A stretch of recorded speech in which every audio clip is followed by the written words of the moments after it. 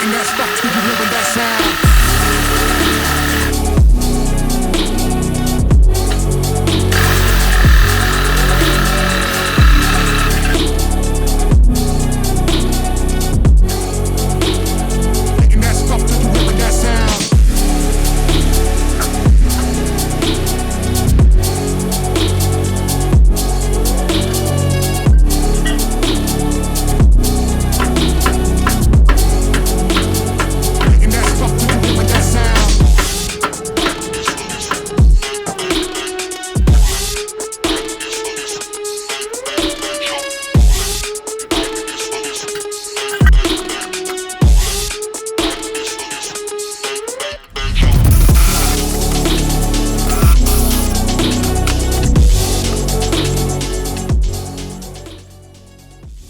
Alright, something I just discovered that is awesome is this new body mount fits inside the old body mount, so this cut isn't super crucial.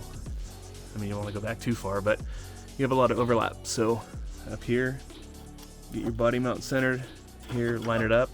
Obviously I'm going to rock this back as far as I can, and then weld her in.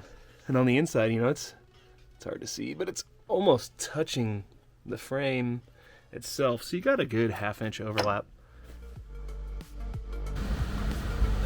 And I figured out what this piece is for.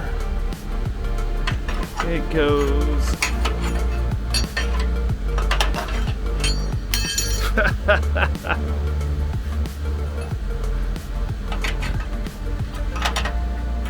it goes like that. Just to finish it off. Alright, the difference in size is substantial here. I mean, what is that? Almost 4 inches. And keep in mind, I mean, this is pretty much centered here. This is the side that goes inside of the other existing mount. But that gets you a lot of clearance, because, I mean, this is the side right here that just eats away at your tires.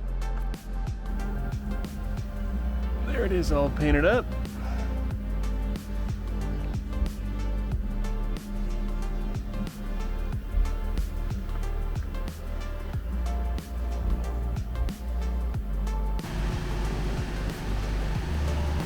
Okay, so for reference, here is the factory body mount, which I can't put my finger in.